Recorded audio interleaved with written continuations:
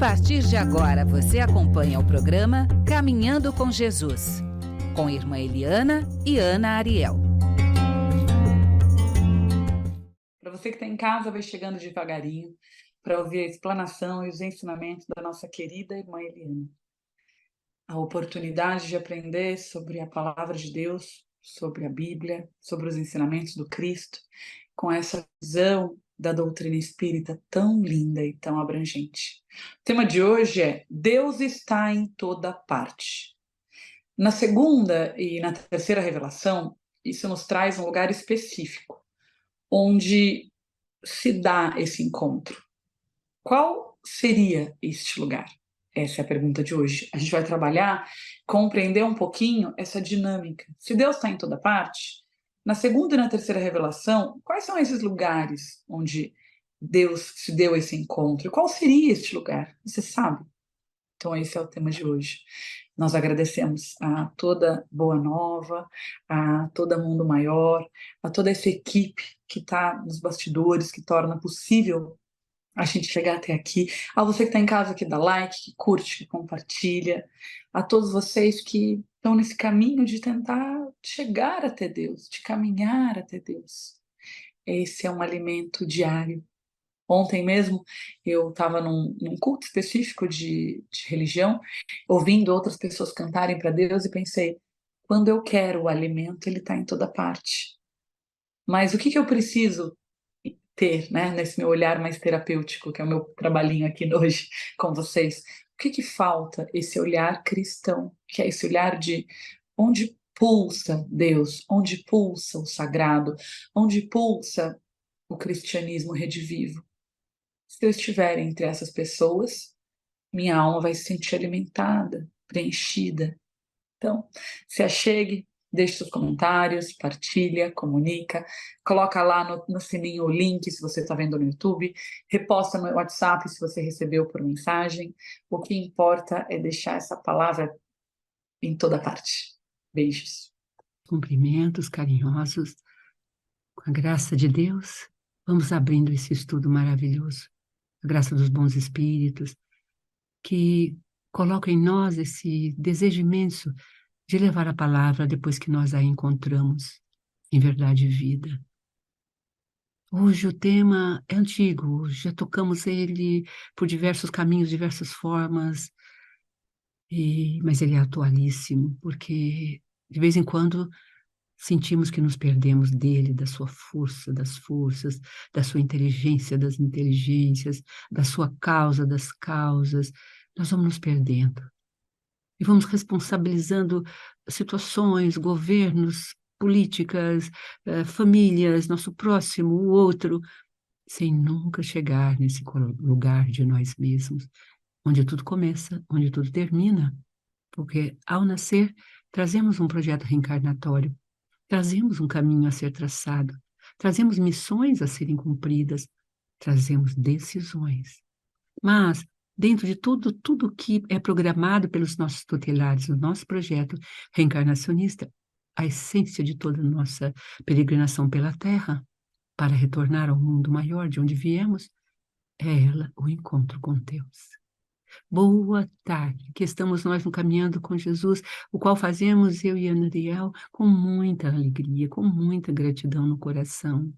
FEAL, Fundação Espírita André Luiz, maravilhosa instância de como guardadores.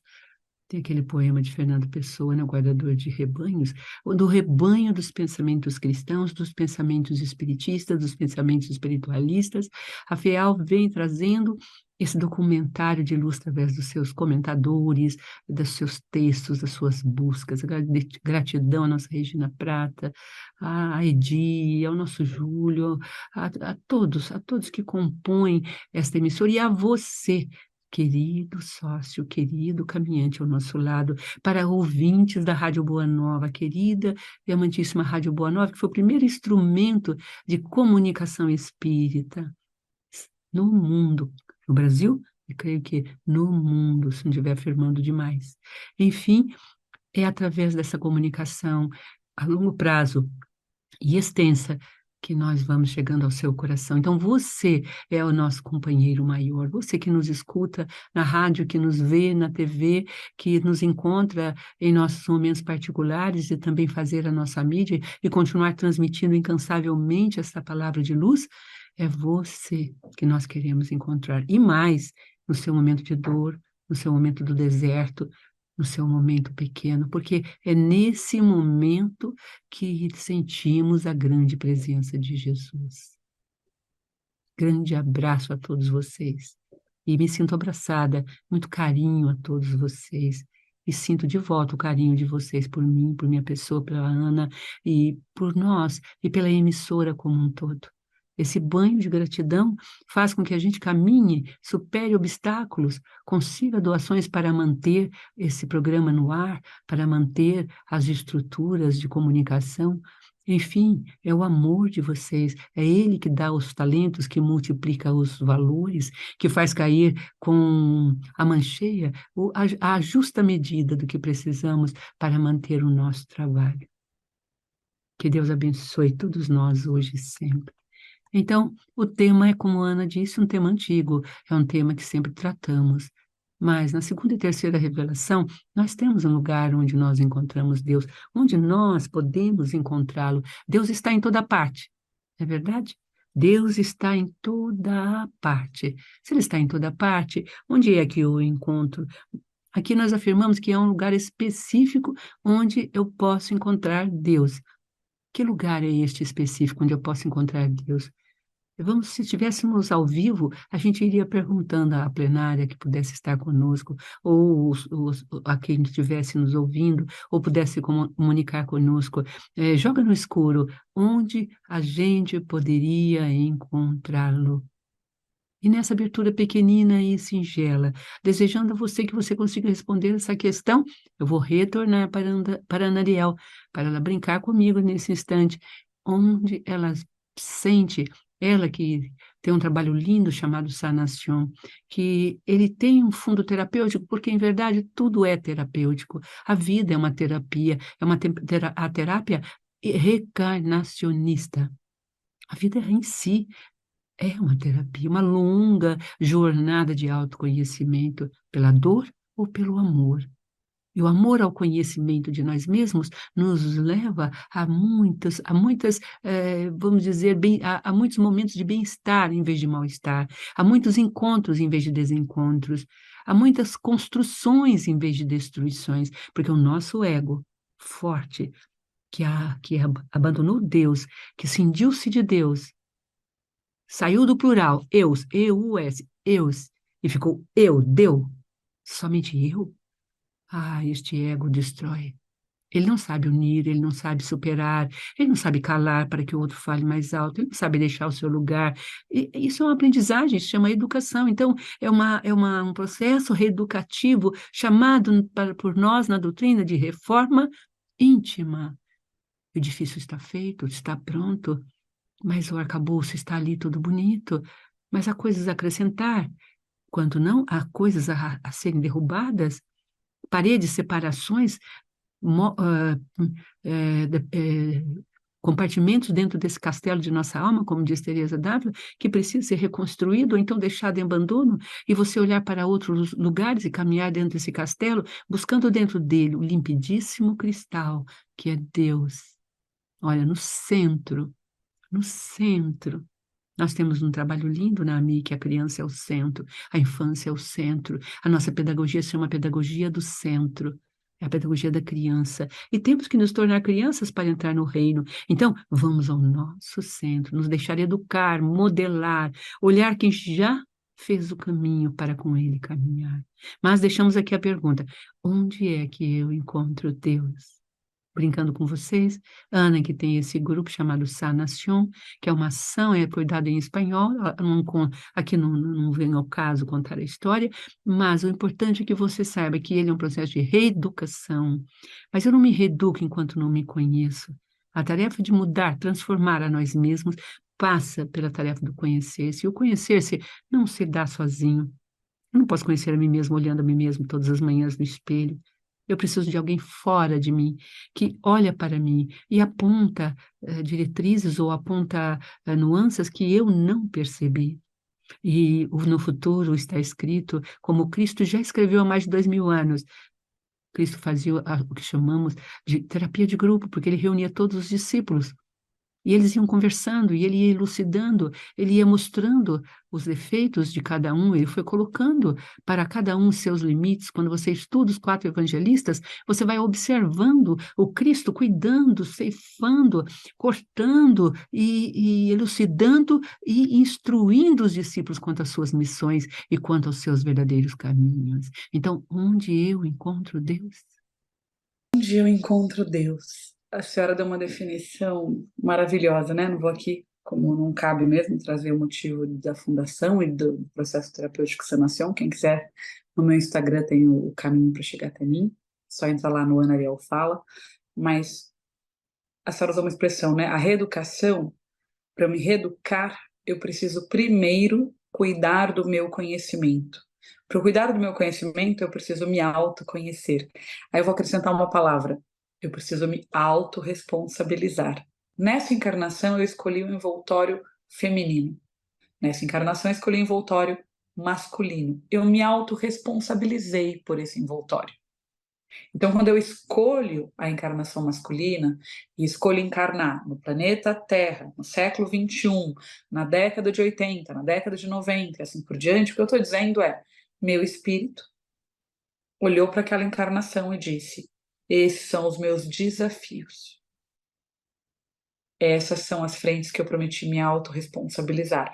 Então, quando eu me comprometo com espíritos que vão reencarnar e faço um planejamento familiar e decido não ser mãe ou não ser pai, eu estou me autorresponsabilizando por os acordos que eu fiz antes da encarnação deixarem de fazer sentido. Eu me comprometo, que é o meu caso, por exemplo, né, filha de uma dirigente de casa espírita como a nossa querida irmã Eliana, em nascer numa seara espírita, sou a 4ª geração de mulheres espíritas. E aí eu preciso me autorresponsabilizar. Qual é o meu papel? Por que eu escolhi encarnar aqui? O que eu tenho para aprender com essa encarnação? O que eu vim fazer nessa morada celestial tão bela e tão linda, mas ao mesmo tempo que exige tanta responsabilidade, tanto comprometimento, tanto exemplo, tanta renúncia. Então, o que cada um de nós vai precisar alcançar é que a 2ª e 3ª revelação, esse lugar específico que vai nos dar o encontro, também tem a ver com por onde a nossa alma encarnou, por onde a nossa alma trilhou a jornada. Do ponto de vista terapêutico, é olhar, eu escolhi uma família de origem evangélica. Ah, mas eles são muito caretas, muito antiquados, muito crentes. Será que esse crer em Deus que a minha alma bebeu da fonte desde pequenininha não me tornou espírita hoje? Então, em vez de olhar para os seus pais como retrógrados, olhar para eles como a origem de tudo, o seu lugar nesse planeta escola. E foi beber daquela fonte, daquele conhecimento, daquelas pessoas todas ao seu redor, você lá pequenininho, vendo as pessoas louvarem, agradecerem a Deus, estudarem a palavra de Deus, e aquilo entrando na sua alma. Eu estava nesse evento religioso ontem, e o meu filho Pedrinho, ele ficava assim, né, batendo a palminha com o pai dele, aí o pai dele fazia uma oração, ele fazia junto, a Catarina fazendo autopasse, é uma graça de ver, ela dá passe na gente desde pequenininha. Às vezes eu entro, ela está assim sentada na cadeira, respirando. O que está fazendo, filha? Eu estou me autorregulando, estou me dando um autopasse, ou seja, preciso sentar para estudar, estou em semana de prova, já escolhi que eu quero uma faculdade difícil, porque medicina não é brincadeira, e aí eu preciso estudar muito. Então, autopasse, me autorregular. O que é autorregulação? É autorresponsabilidade. Eu me responsabilizo pelo meu perfil emocional, pela forma com que eu me comporto, e não fico, eu sou nervosa porque a minha mãe brigou comigo, eu não sou irritada porque meu pai não me deu carinho e abandonou a minha mãe na infância, eu não sou, não tenho outro, é o meu caminho com Deus. Então, onde está esse lugar? Do ponto de vista terapêutico, dentro de nós. Quando a gente vê obras tão bonitas, né, como que trazem essa visão de eu e o Pai somos um, em tantas linguagens diferentes, o que tem ali? Uma consciência que eu escolhi nascer, encarnar neste lar, nesta família, para aprender com esta mãe e com este pai. Ah, mas e o pai violento, e o pai abusador, e o pai alcoólatra? Hellinger tem uma resposta linda sobre isso. Quando um pai não consegue dar, é como se ele já tivesse dado tudo. Essa é a diferença do livre-arbítrio que o Espiritismo traz, que é maravilhosa, que é a autorresponsabilidade. Ajudei um pouquinho? Trouxe? Estamos chegando perto de onde seria este lugar? Ana Ariel, esse lugar é difícil de andar nele, por ele e com ele ao mesmo tempo. Nós sempre colocamos Deus como algo muito longe de nós.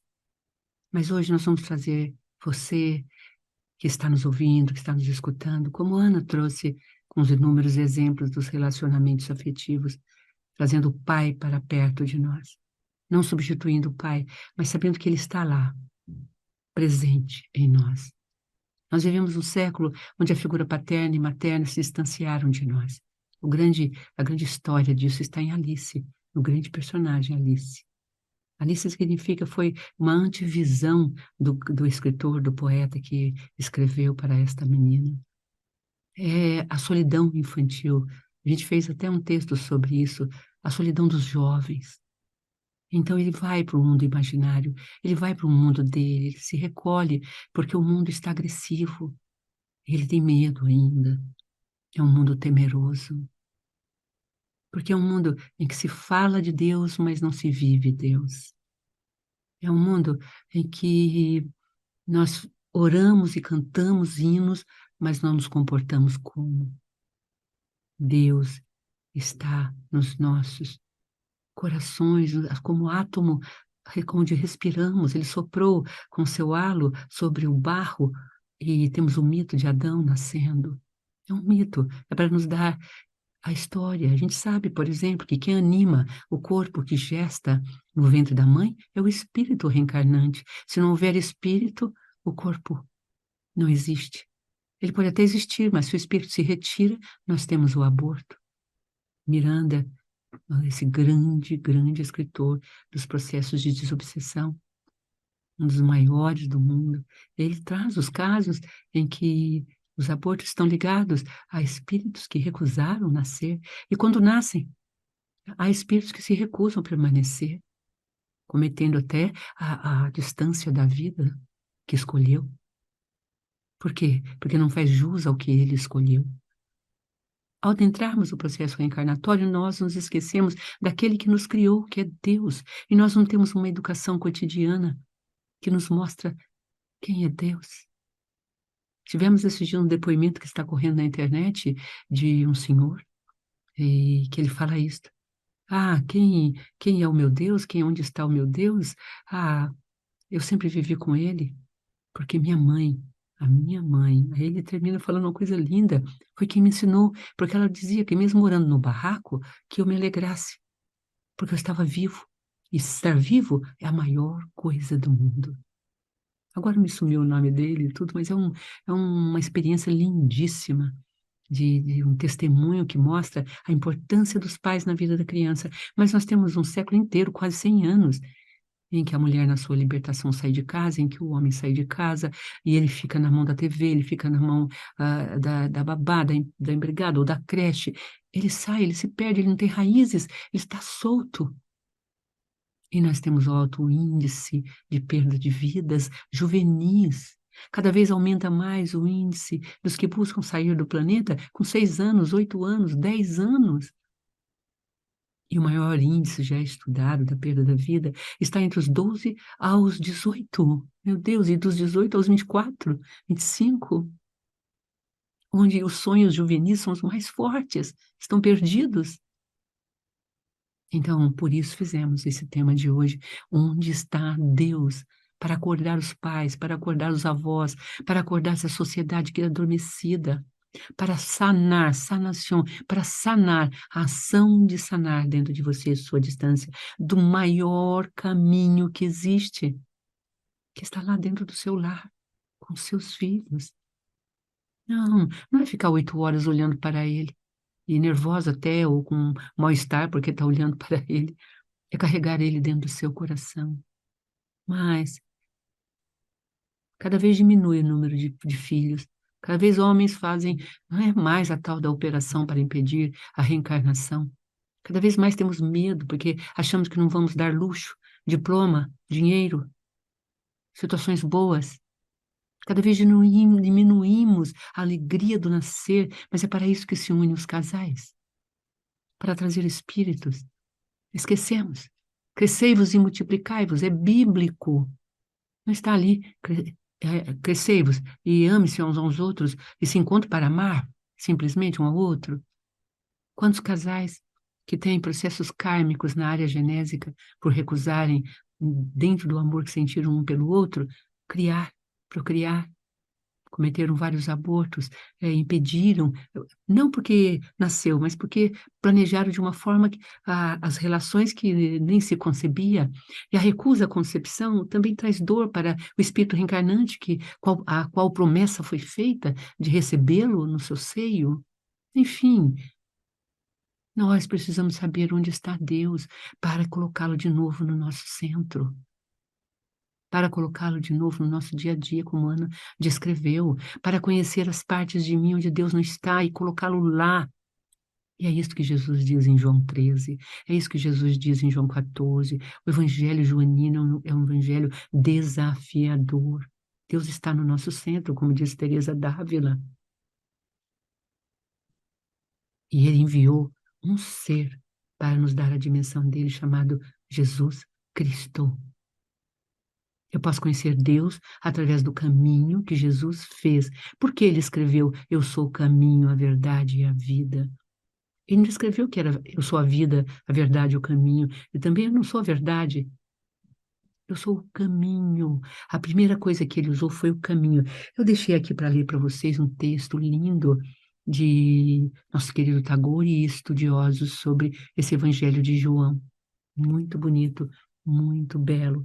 E vou ler para vocês com bastante carinho isto, um minuto só. Eu deixei aqui em aberto para nós lermos. Ele diz assim: quero inclinar-me diante de ti, meu Deus, mas a minha adoração não chega nunca ao abismo onde teus pés descansam. Veja que lindo, né? O que é o abismo? O abismo é algo que eu não chego ao fim, é o infinito. Meu coração não sabe encontrar o teu caminho. Olha o poema de Tagore, o maravilhoso tema que ele traz, com tanta simplicidade e verdade. Será que o nosso coração sabe encontrar o caminho?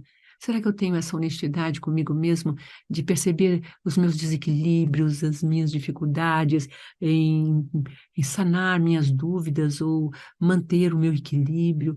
Será que eu sei dizer que tudo isso significa a ausência de Deus? Se Deus estivesse comigo, eu teria mais fé. Se Deus estivesse comigo, eu teria mais paz. Se Deus estivesse comigo, Ele me daria sapiência. Se Deus estivesse comigo, Ele resolveria. Se Deus estivesse comigo, Ele faria força, tornaria-me forte, fortaleza das fortalezas. Mas será que eu já ousei pensar que Deus é solução, que Deus não é problema? Nós transformamos Deus em um problema dentro das eclésias, das igrejas, dos movimentos cristãos. Para seguir Deus, eu preciso ser santo, vestir-me assim, andar assim, cantar assim, fazer assim. E o meu coração está cheio de rancor, e a minha língua está ferina o tempo todo. E sou um homem contabilizando, uma mulher contabilizando o tempo todo os meus valores. Passo ao largo na rua e não me incomodo os mendigos, os andarilhos, mas onde está Deus? Meu coração, diz Tagore, não sabe encontrar o teu caminho. Quer dizer, onde anda Deus? Olha o que ele diz, quero me inclinar-me diante de ti. É longo o poema. Ele está dissertando sobre Deus. Na próxima semana a gente aumenta um pouquinho e dilata um pouquinho este tema, porque ele é muito, muito importante. Mas é por essa ignorância acerca de Deus, olha que coisa profunda. Aí vamos lá na linha tomazina, está afirmando o estudioso, que estamos mais perfeitamente unidos a Ele nesta vida. Na verdade, o sujeito o buscador, ele nunca descansa na grande tarefa de procurar Deus. Então, o que ele está dizendo aqui? Que procurar Deus é uma tarefa cotidiana, intensa e para sempre. Ele sempre escapará de mim, porque ele não cabe nas minhas mãos, e ao mesmo tempo cabe em minhas mãos. Ele é além de mim, e ao mesmo tempo está dentro de mim. Ele é pequeno como meus átomos, o núcleo do átomo, que não tem fim, como gota d'água minúscula, mas também como um sol. Ele é, simplesmente. Mas será que eu o encontro em mim? Ele está dizendo que não. Entanto, eu sei que é nos teus pés e as ações, caminhar com, é descansar entre quem? Entre, e seguir com quem? Entre quem? E a quem? Sugere uma peregrinação de que nós estamos acompanhados, ou que Deus está acompanhado dos descartados da terra, os mais pobres, humildes e perdidos. Olha que belo. Então hoje, Deus está com os jovens perdidos, as crianças deixadas ao sabor de uma educação que retira delas o conto de fadas, retira delas a palavra Deus, porque está proibido na escola o ensino religioso. Há uma grande linha que trabalha pelo retorno do estudo religioso, o ecletismo religioso, o estudo das religiosidades. Nosso querido e grande Pestalozzi dizia: não ensine nada a uma criança sem primeiro dizer que foi Deus quem criou o que eu estou ensinando. O número, quem fez o número? Uma vez me perguntou uma criança em alfabetização. O número? Ah, foi Deus. Como assim que Deus criou os números? Escreveu numa lousa? Sim, escreveu numa lousa. Nossa, deve ser imensa essa lousa. Veja como a criança tem capacidade magística tremenda. Eu jamais imaginaria uma lousa tamanho de Deus, uma lousa tamanho do céu. E ele olhou para cima, com os olhinhos. Nossa, deve ser uma luz imensa, né? E nós estávamos num parque, no meio do parque da escola. Contando pedrinhas, aprendendo a contar. Olhei para o céu com ele e falei, deve ser uma luz imensa mesmo. Mas daí levei para casa aquilo, até hoje guardo com muito carinho, lembrando dessa luz onde Deus escreve as coisas. Uma metáfora maravilhosa de Deus. Como que uma criança que acabou de vir, que ainda está ligado ao mundo maior, no processo reencarnatório dele, quanta facilidade ela tem de perceber Deus, e eu perco de dar a ela esta noção, e ela fica vazia, e o vazio então é preenchido da TV, da ideologia, dos jogos que tem no celularzinho. Eu substituí Deus pela matéria, por uma tecnologia. É triste, mas é verdade. Pais espíritas, pais cristãos, pais católicos, pais evangélicos, já vi de tudo. Porque Antônio estudou em várias escolas, desde católica, espírita, evangélica, e estavam lá os celulares, estavam lá os jogos, estavam lá o vazio dele presente.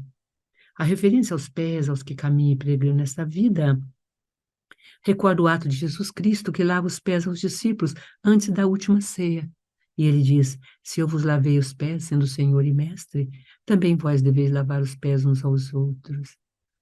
A humildade, a misericórdia são, assim, o caminho para encontrar Jesus, o Filho de Deus. E o que diz o Evangelho em João 14? Acreditai que eu estou no Pai e que o Pai está em mim. Então, o caminho para encontrar Deus é Jesus. Com toda a sua força, com toda a sua intensidade. Acreditai que eu estou no Pai. E aqui eu trago o testemunho desse pastor que eu gosto muito, que durante 50 anos pregou numa igreja evangélica. Ele diz aqui, agora que eu li com mais carinho, né, com mais tempo, na América do Norte ele pregou. O caminho vem primeiro, ele diz.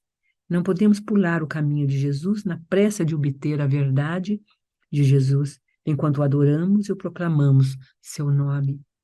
Somente pelo caminho de Jesus é que chegaremos a entender sua verdade e viveremos Jesus na nossa casa, no trabalho, com os nossos amigos e família. Jesus como a verdade atrai mais a atenção que Jesus como caminho. Jesus como caminho é a metáfora mais comumente evitada pelos cristãos, que já testemunhei em meus 50 anos como pastor da América do Norte, na América do Norte. Mas o caminho vem primeiro nos lábios de Jesus. E antes ele disse isso, eu sou o caminho. E antes disso ele diz o quê? Em 14:11, ele diz, que o Pai está em mim. Onde está o Pai? Onde está Deus? A pergunta é clara. Senhor, mostra-nos o Pai, e então ficaremos contentes, disse Filipe nessa hora a ele, um dos discípulos que o acompanhou. Vocês me acompanham todo esse tempo e ainda não entendem? Ver a mim é ver o Pai. Então, como podem perguntar onde está o Pai? Vocês não acreditam que estou no Pai e que o Pai está em mim? As palavras que digo não são simples palavras, e não as digo por conta própria. O Pai que vive em mim transforma cada palavra em um ato divino. Será que nossos filhos veem nós orando ajoelhados ou até chorando? Eu conto sempre um caso de um pastor que me contou isso, que o filho dele começou a usar droga e saiu dos caminhos, inquieto. E ele falou com Deus, e um dia veio assim forte, ele ajoelhou na frente do filho, começou a orar. E chorou, chorou, chorou na frente do filho.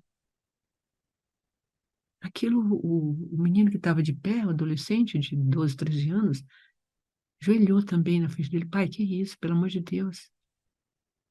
Então, pelo amor de Deus, disse ele, que eu estou chorando aqui, porque me dói ver. E aí que o filho disse para ele, mas é que você está sempre na frente da TV, sempre lendo a Bíblia, sempre lá no culto, mas eu entro e saio, o senhor não olha para mim. Olha que forte. Não precisa olhar todo o tempo, pai. Só olha um pouquinho. É lindo, né? E com isso, a história mudou do filho dele. Ele estava dando um exemplo ímpar do poder de Deus quando nós procuramos Deus para solucionar as nossas coisas. Será? Então, minha pergunta a vocês é: onde eu encontro Deus no caminho? Onde eu encontro Deus na aflição? Sanação. É todo um caminho que reúne curas e Deus. No caminho de Deus, com Deus. A Nariel não é a terapeuta mágica que traz respostas.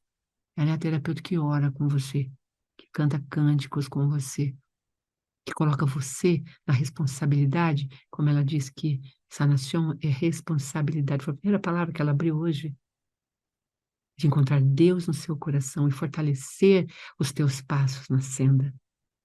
Essa grande senda evolutiva de todos nós. Até já. Vou ver aqui o tempo com carinho e ver nossas despedidas, talvez.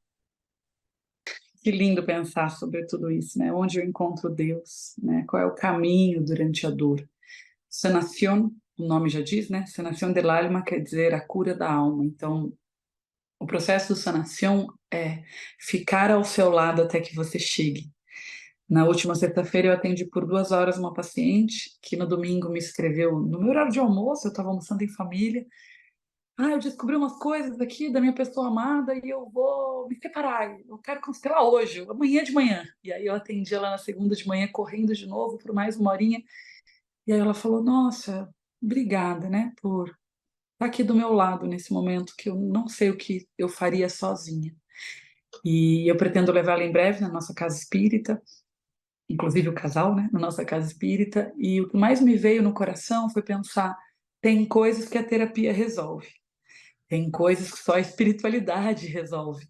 Tem coisas que você pode ter todo o caminho espiritual e toda a terapia do mundo que, se você não se autorresponsabilizar, ninguém vai te ajudar a resolver. Eu gosto de pensar, acho que essa imagem vai ajudar para a gente terminar o programa de hoje, que é assim: imaginem que a gente tem algumas prateleiras. E nessas prateleiras eu vou colocar a minha encarnação. Então eu tenho o lugar onde eu sou filha, o lugar onde eu sou mãe, o lugar onde eu sou profissional, minha carreira, a prateleirinha do meu autoconhecimento e espiritualidade, lá vou colocar os livros que eu estudei da casa espírita, do processo de autoconhecimento, e a relação a dois, né? Que é a relação homem e mulher, a relação a dois como um todo, profissão, carreira, enfim. Todas essas frentes, você precisa ir lá naquela estante e falar: vou cuidar disso. Vou olhar para isso. Então eu tenho como se fosse um planner mental. Esse mês eu já almocei com a minha mãe. Esse mês eu já liguei para o meu pai para tomar um café. Esse mês eu já liguei para as minhas amigas para saber se elas estão bem. Esse mês eu já dei um tempo com qualidade para cada um dos meus filhos e enteados.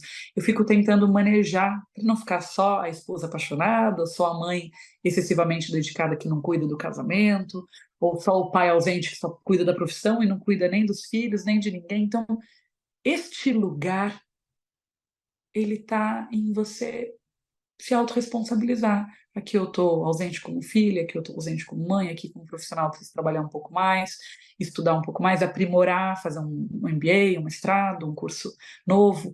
Eu agora, em outubro, estou divulgando, vou fazer um curso de reciclagem lindo de PNL, quem quiser depois me chama em box, eu mando para vocês o curso, é maravilhoso com a Silk Spelter. Então, é um pouco isso, você começa a falar, poxa, isso aqui eu acho que eu quero reavaliar, rever. Eu acho que eu quero essa nova visão, eu preciso olhar de novo aquilo que eu aprendi. Não importa o ponto, o lugar, né, esse lugar, onde seria esse lugar? Se Deus está em toda parte, onde seria esse lugar? Quando você está nesse Deus sagrado contigo, o primeiro passo é: minha relação com meu pai dói. Então tem uma frase do Bert Hellinger que eu amo, que diz: o pai que cometeu muitos erros pode estar querendo lhe dizer algo. Você já sabe o meu destino. E foi dessa forma que me coube ensinar-lhe. Faça diferente. Eu sigo o meu destino, você segue o seu. Então, para crianças que sofreram abuso, pais violentos, é como se ele dissesse: eu te expulsei da minha vida, porque a partir daqui, tudo que eu vou te ensinar vai ser para reproduzir o meu sistema. E eu não quero isso para você. Então, é como se eu te liberasse na minha negatividade. E aí essa criança fica disponível, que é esse ponto que eu trouxe da autoridade amorosa. Ou seja, qual é o lugar perfeito? Aquele que eu me autorresponsabilizo, abro a minha prateleirinha, vejo o que eu quero olhar e os recursos encarnatórios que Deus me proporcionou. Quais são os dons e talentos que eu trouxe da vida pregressa que eu já posso usar nessa encarnação? Quais são as virtudes que a minha mãe e meu pai, inclusive o pai violento, me deram no berço para eu fazer igual ou completamente diferente? Porque até o fazer diferente dos pais é um aprendizado.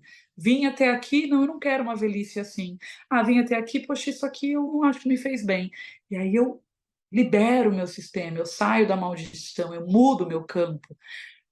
Então, eu sou, por exemplo, a 4ª geração de mulheres espíritas. Eu quero isso para minha filha. Tanto que ela vai fazer 15 anos em breve. Onde que eu quis que ela celebrasse a vida?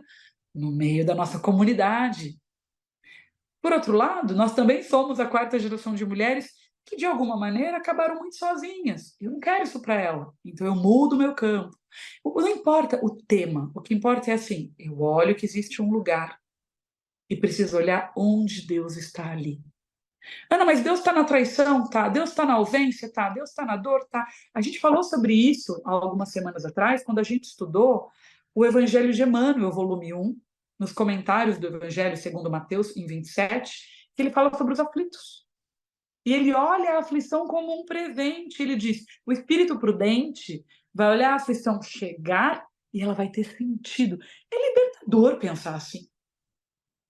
Que o espírito prudente pode olhar para a aflição como uma bênção, como um grande aprendizado. Então eu deixo aqui minha colaboração pequenininha, mas calorosa. Não sei como é que a gente está aí de tempo, mas de todo o meu coração, todas as aflições, elas são desafios, mas elas também são tesouros. Todas as aflições são lições difíceis, às vezes, de receber. São lugares que vão questionar os nossos valores e as nossas conquistas nessa encarnação. Mas lá, quando você está feliz no fim da vida, né? E eu estou nesse momento encarnatório de chegar na metade da minha encarnação e pensar: cheguei até aqui e encontrei um caminho. Aí eu volto e falo: obrigada, papai, obrigada, mamãe. É isso que o Bert ensina.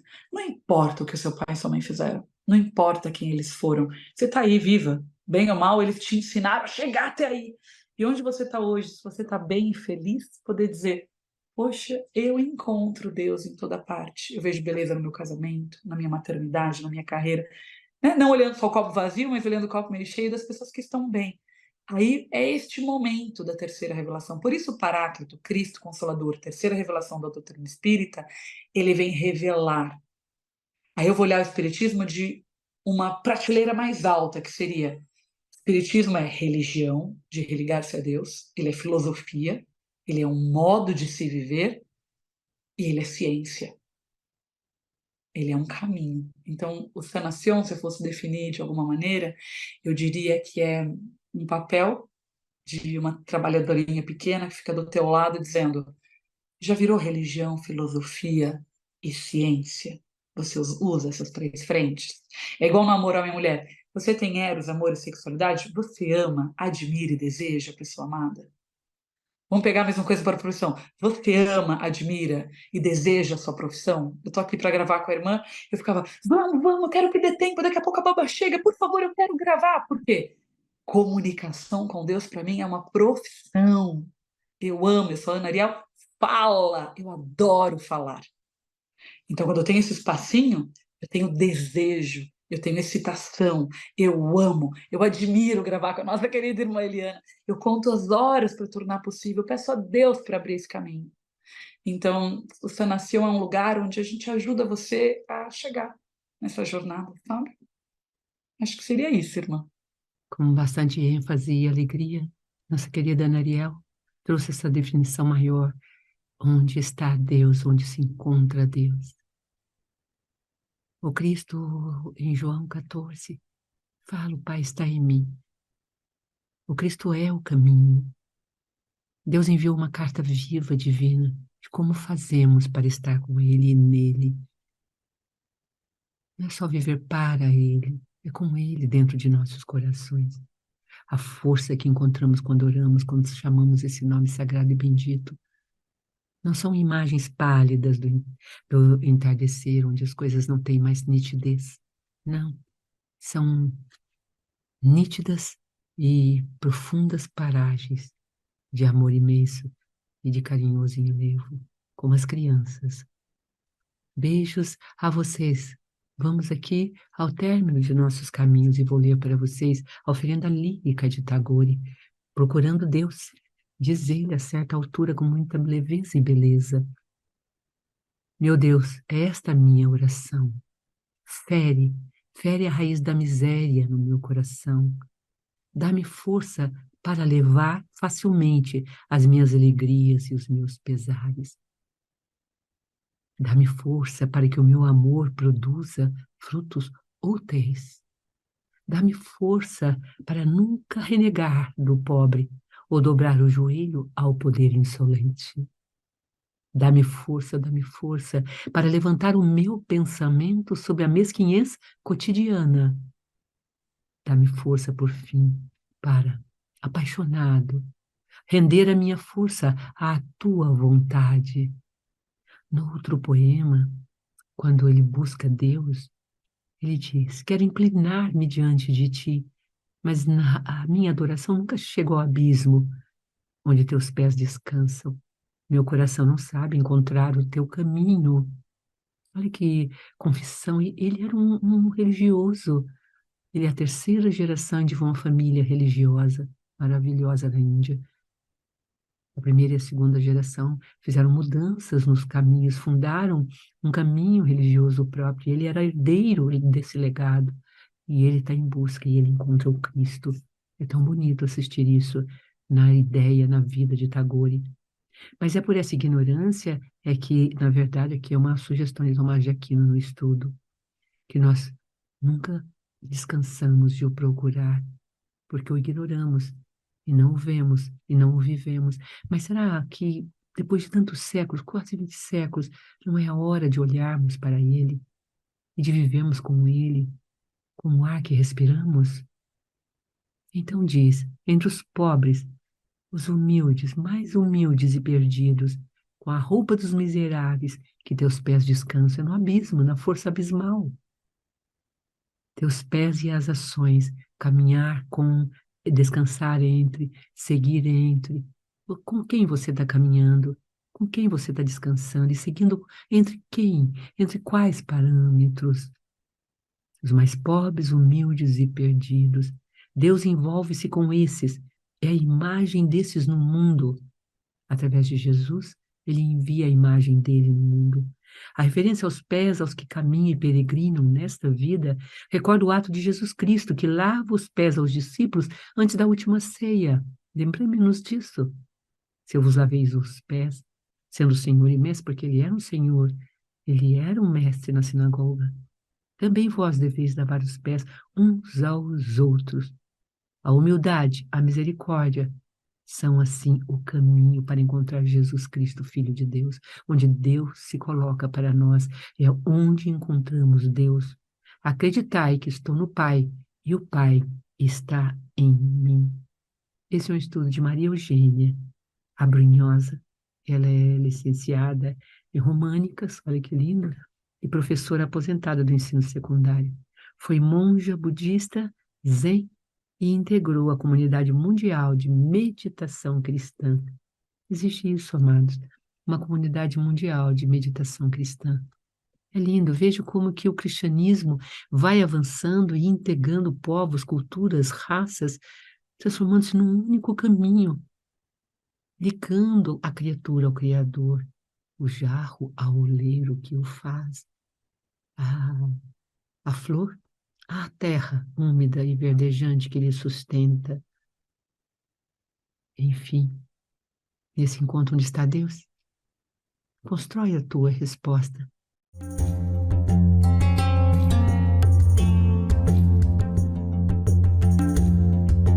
Você acompanhou Caminhando com Jesus.